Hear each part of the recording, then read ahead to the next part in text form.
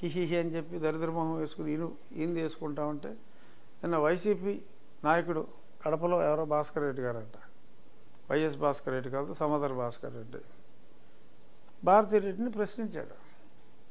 ఏమిటిది, మా బొమ్మలు తీసి మీ బొమ్మలు వేసుకుంటాం ఏంటి, ఎవడిచ్చాడు మీకు అధికారం అని సమాధానం చెప్పలేక పలాయనం చెత్తగించింది భారతీ రెడ్డి. సో ఇలాగా ఆ రియాక్షన్ అనేది పులివెందుల్లో రెడ్లకు కూడా వచ్చింది. మీ ఆస్తి మీద ఉంటే మీ బొమ్మ ఉండాలండి, లేదంటే బొమ్మ లేకుండా ఉండాలండి. అసలు ఇవాళ ఉండి రేపు జూన్ 5వ తారీఖుతో సెలవు తీసుకోబోయే వ్యక్తి ఫోటో మీకు అసహ్యం. కొందరు మొహాలు చూస్తే కొందరికి అసహ్యం. ఎలా ఉంచుకుంటాం? బర్త్ సర్టిఫికేట్ మీద అతనే, డెత్ సర్టిఫికేట్ మీద అతనే, సమాధి రాళ్ళ మీద అయితే ఇంక అక్కడ దాకా వచ్చినట్టు లేడు, బట్ పొలాల సరిహద్దు రాళ్ళ మీద అతనే ఎక్కడ చూసినా. అండ్ తర్వాత పార్కులు, ఏ ఊర్లో చూసినా ఎక్కడ చూసినా వైఎస్ఆర్ పార్కు లేదా Jaganmohan Reddy park, bus stand YSR bus stand. Railway స్టేషన్కి ఇతను పెట్టుకునే హక్కు లేదు కాబట్టి పెట్ల.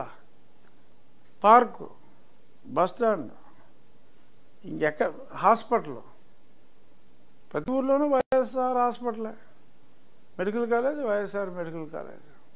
ఎక్కడ చదువుతున్నారా అంటే సో ఇలాగా ఇంత ఒక మ్యానియాక్ లాగా మరి తను యాక్ట్ చేస్తున్న విధానం ఎవరికి కూడా నచ్చట్లా. మరి అతని యాటిట్యూడ్ ఎప్పుడు మారాల్సిన అవసరం లేదులేండి, మనమే మార్చేద్దాం. అతని యాటిట్యూడ్ మారదు కాబట్టి అతన్ని మనమే మే 13వ తారీఖుతో ఇంటికి పంపించేద్దాం. స్పెసిఫిక్గా మనం ఇప్పుడు మాట్లాడుకోవాల్సింది దీని గురించనే, ఈ మేనిఫెస్టో గురించనే మనం ఈ రచ్చబండ పెట్టుకోవడం జరిగింది. ఆ డిఫరెన్స్ చూసారు. ఇది కాక కనపడని డిఫరెన్స్ ఏంటంటే లిక్కర్ విషయంలో మద్యపాన నిషేధం చేస్తానని చెప్పలా చంద్రబాబు గారు, అవసరం లేదు. ఈ దరిద్రపు మద్యాన్ని నిషేధించగలిగితే మద్యపాన నిషేధం కన్నా ఎంతో గొప్ప మేలు చేసిన వాళ్ళు అవుతారు. ఈ దరిద్రపు మద్యాన్ని తీసి, ఈ చెత్త బ్రాండ్లు తీసేసి క్వాలిటీ మ్యానుఫ్యాక్చరర్స్కి ఇందులో 1/3 ప్రైస్కి ఇస్తే ప్రజల జీవన ప్రమాణాలు ఇప్పుడున్న దాని మీద పెరుగుతాయి. డ్రింక్ తాగితే పెరుగుతుంది అట్లా, ఇప్పుడున్న దానికన్నా జీవన ప్రమాణాలు పెరుగుతాయి. ఇప్పుడు దానికన్నా ఆరోగ్య సూచిక చాలా ఇంప్రూవ్ అవుతుంది. అంతేకాక ప్రతి కుటుంబానికి సంవత్సరానికి 60,000 రూపాయల లబ్ధి చేకూరబోతుంది. ఎలాగో అర్థమైంది మీకు? 60,000 రూపాయల లబ్ధి. రోజుకి ఒక క్వార్టర్ తాగేవాడికి ఇప్పుడు 220 కొనుక్కుంటున్నారు, అది 70 రూపాయలు అవుతుంది. 60 70 అంటే సుమారు 150 రూపాయలు రోజుకి సేవింగ్. 150 ఇంటూ క్వార్టర్ 4,500 ఇంటూ 12 నెలలు 60,000.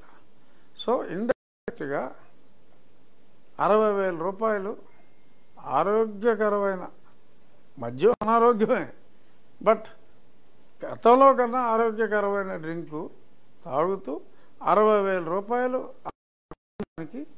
ఆదా అవుతుంది. ఇది ఎంత పెద్ద బెనిఫిట్.